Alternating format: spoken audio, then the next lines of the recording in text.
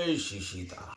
ओम हरि हरि ओम। अयोध्या से मैं रविंद्र ओझा महाराज स्वागत करता हूं आपका अपने चैनल चमत्कारिक शक्ति और मंत्र में। आज आपको आपके लाभ की चीज, आप देख रहे हैं प्रयागराज में महाकुंभ लगा है। तो महाकुंभ क्यों लगता है और इसके लाभ क्या क्या हैं? इसमें आप ऐसा कौन सा कार्य करें कि जीवन भर आपको पछताना ना पड़े, परेशान ना होना पड़े, सुखमय जीवन रहे। देखते हैं महाकुंभ में या कुंभ में या पूर्ण कुंभ में या अर्ध कुंभ में अपार जन समूह, अपार भीड़ आती है। लोग स्नान करते हैं और ध्यान करते हैं अपने शारीरिक कष्टों को, अपने जीवन के कष्टों को दूर करने के लिए। लाभकारी महाकुंभ। तो इसमें ऐसा कौन सा आप कार्य करेंगे वो आपको बताऊंगा मैं। महाकुंभ क्यों लगता है? ये भी 144 वर्षों में एक बार महाकुंभ का आयोजन होता है। और इस महाकुंभ का आयोजन आज से नहीं, सतयुग से हो रहा है। समुद्र मंथन से। जब समुद्र मंथन हुआ, आप लोगों ने पढ़ा होगा, सनातन धर्मी हैं, सभी हिंदू भाई बहन हैं, माताएं हैं, तो कथाएं भी सुनी होंगी और बताया भी गया होगा, जानकारी भी होगी। समुद्र मंथन हुआ। समुद्र मंथन में नाना प्रकार की वस्तुएं निकले, रावत हाथी निकला, रत्न निकले, आभूषण निकले, तरह तरह की चीजें सब लोगों में बटी। आखिरी में जब विकराल रूप समुद्र मंथन का हुआ और प्रचंड वेग आया, तो उस प्रचंड वेग में अमृत कलश निकला, घड़ा अमृत का। उस अमृत के घड़े के लिए, क्योंकि देवता और असुर दोनों मिलकर के समुद्र मंथन कर रहे थे, तो उस अमृत के घड़े के लिए भयंकर युद्ध हो गया दोनों में कि इसको हम लेंगे, इसको हम लेंगे। अब प्रलय हो गई पृथ्वी पर, सभी देवता परेशान, त्रिदेव परेशान। तब भगवान विष्णु, देखिए जब कोई संकट आता है सभी देवताओं पे, चाहे वो शिव पे हो चाहे ब्रह्मा जी पे, तो शरण कहां लेते हैं? विष्णु की। क्योंकि भगवान हरि ही ऐसे हैं। देखिए शब्द ये हरि, हरि का मतलब हर लेना सभी कष्टों को, सबके कष्टों को। और वही ऐसे हैं जो सबके कष्टों को हरते हैं। सब उनकी शरण में गए, त्राहिमाम त्राहिमाम रक्षा करो। तो भगवान विष्णु ने मोहिनी रूप धारण किया। क्योंकि ये विकराल क्षण था, कोई मानने को नहीं तैयार था। असुर कहे मैं मेरा, देवता कहे मैं मेरा। और असुर अगर ग्रहण कर लेते तो संसार में प्रलय ही प्रलय होती। तो भगवान विष्णु वो मोहिनी रूप, आह इतना अद्भुत मोहिनी रूप कि सारी सृष्टि मुग्ध हो गई। उस रूप में उतरे और उस अमृत कलश को लेकर के भागे। जब दौड़े हैं उस अमृत कलश को लेकर के असुरों के हाथ से, तो जहां जहां उस अमृत कलश की बूंदें गिरी हैं, हरिद्वार, प्रयाग, नासिक और उज्जैन में, वहां वहां पर कुंभ का आयोजन होता है। और वही एक क्षण होता है जिसमें वो अमृत की बूंदें उन नदियों में उफान पर रहती हैं। और जो उस समय स्नान करता है इस जल से, उसका शरीर तेजवान, ऊर्जावान, कांतिवान हो जाता है और वो मोक्ष को प्राप्त करता है। सीधा श्री हरि की शरण में जाता है, वैकुंठ धाम को। महाकुंभ का आयोजन 12 वर्ष पे होता है। और अर्ध कुंभ का आयोजन, ये भी आपको बताना बहुत जरूरी है। अर्ध कुंभ का आयोजन 6 वर्ष पर। जब पूर्ण कुंभ, 12 पूर्ण कुंभ आयोजित हो जाते हैं हरिद्वार, प्रयाग और नासिक में, तब महाकुंभ होता है। और इस महाकुंभ की महिमा इतनी अपार है, अर्ध कुंभ की, पूर्ण कुंभ की महिमा इतनी अपार है कि इस आयोजन में अगर आप अपना समस्त जीवन, जो आपने गलत कार्य किए हैं उन सब का संचय करके, और जैसे आहुति दी जाती है हवन में वैसे आहुति दे देते हैं इन जल में खड़े होकर के नदियों के, तो आपके समस्त पाप समस्त अवगुण नष्ट हो जाते हैं। और इस समय पर अगर आप किसी कार्य को, किसी साधना को, किसी पूजन को करते हैं तो उसका लाभ आपको जीवन भर मिलता है। आप शुद्ध मन से पहुंचे, एक शब्द हरिओम शरणम हरिओम शरणम हरिओम शरणम कहते हुए अब आपको करना क्या, इस महाकुंभ पे अपने घर की मोह माया को बहुत रह लिए, एक ही क्षण मिलता है, एक समय कि कुछ दिन आप इस माया से परे होकर के कार्य करते हैं। और जैसे माया से परे होकर आप देखते हैं अपार समूह रहता है, नागा संप्रदाय के लोग, साधु संत दूर दूर से पूरे विश्व से आते हैं और सर्वप्रथम स्नान होता है नागाओं का, क्योंकि वही पूजित है। क्यों सर्वप्रथम स्नान नागाओं का होता है? क्योंकि वो सुख दुख से परे आपको शिक्षा देने आए हैं, सुख दुख से परे, जीवन मृत्यु से परे, माया मोह से परे, सारे कष्टों से परे, मस्त ओम नमः शिवाय। तो आपको शिक्षा देते हैं कि इस एक क्षण में आप अपने जीवन के इन सब दर्पणों से दूर होकर के पहुंचे और हरि में ध्यान लगाएं, शिव में ध्यान लगाएं, प्रभु श्री राम में ध्यान लगाएं। तो आज जो मूल उद्देश्य है आपको बताने का कि अपने समस्त जीवन के कष्टों के निवारण के लिए आपको करना क्या है, इसमें पहुंचना है। बहुत अच्छे अच्छे शिविर बने हैं, तंबू के, झोपड़पट्टियों के, वहां पर आप निवास करें और नदी के किनारे, क्योंकि महाकुंभ इसमें दिन और समय का कोई नियति नहीं होती है, हर समय शुभ है, हर समय लग्न है, हर समय हरि है।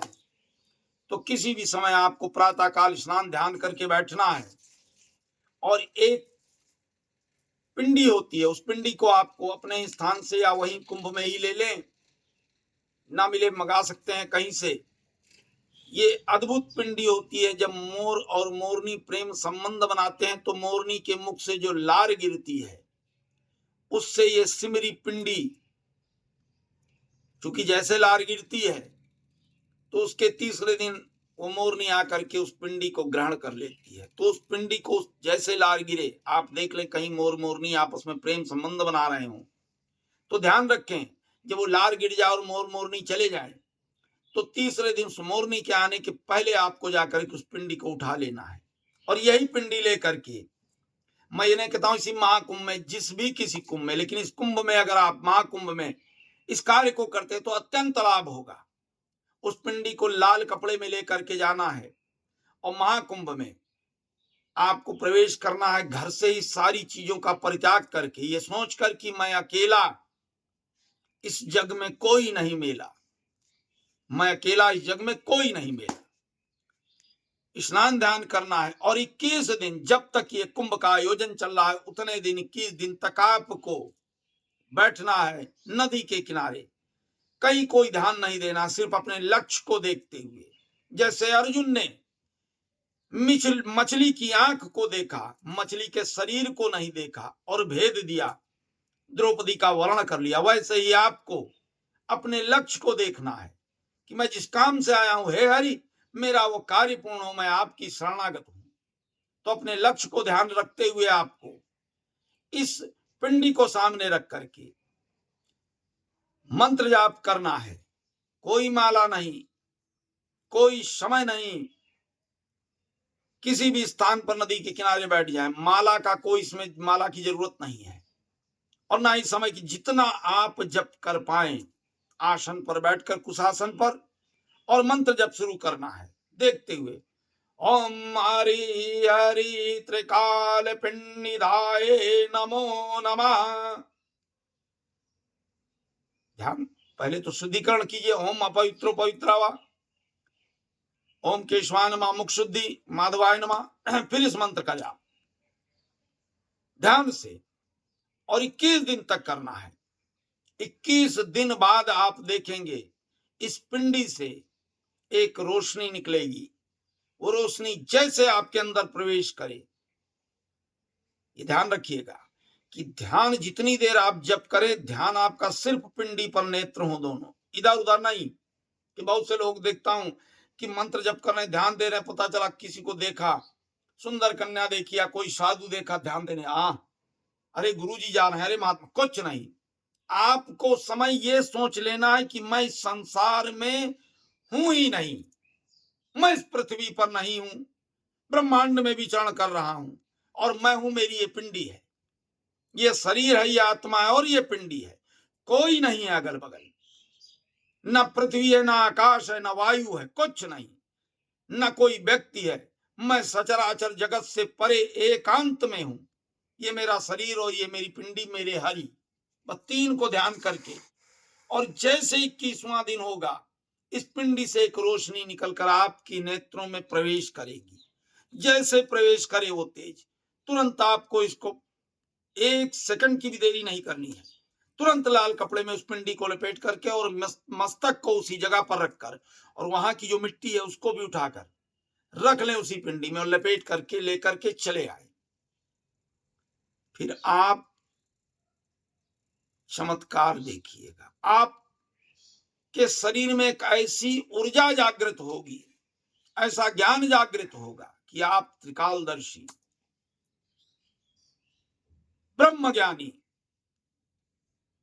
अपूर्व ज्ञान के धरोहर हो जाएंगे। उन चीजों को आप महसूस कर लेंगे जो आज तक किसी ने महसूस नहीं की है, कोई जान नहीं पाया है। ये अपूर्व चीज है, बहुत अद्भुत चीज है।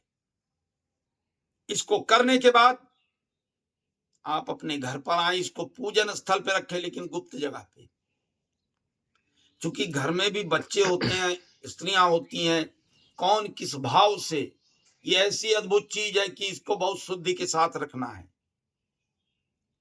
कौन किस भाव से, किस दिमाग से, किस तरीके से, कैसा शरीर है, स्पर्श ना करने पाए। इसको सिर्फ पूजन के समय आप ही स्पर्श करें और आप ही इसको रखें, ध्यान दें। फिर आप देखिए भीड़ लग जाएगी, आप संभाल नहीं पाएंगे। तो इस अद्भुत कार्य को करें, इस महाकुंभ में लाभ ले। जल्दी से अवसर नहीं मिलना है महाकुंभ का, फिर पता नहीं कब लगता है, 12 वर्षों बाद।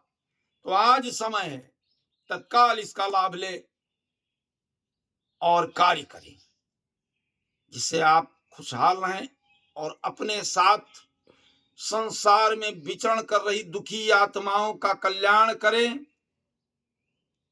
वो जो भटक गए हैं, जिनका कोई नहीं, जो इस संसार से चला गया, जिनके यहाँ कोई नहीं है, उनका तरन तारण करें।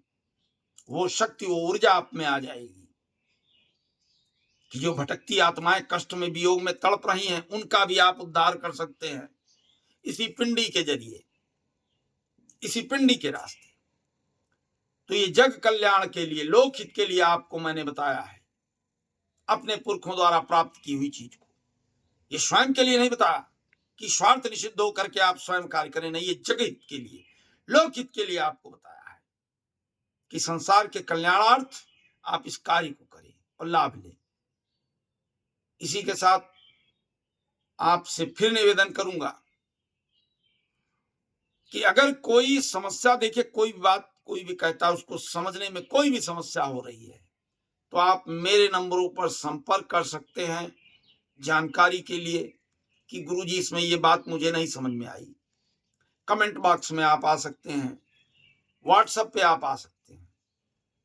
मिलना चाहें तो अपने कष्टों के निवारण के लिए आकर अयोध्या मिल सकते हैं। बहुत ही जल्दी मैं आपको एक शुभ सूचना दूंगा, उसका समय आ जाए, नक्षत्र उपग्रह आ जाए, उस समय मैं आपको एक शुभ सूचना दूंगा आपके हित के लिए।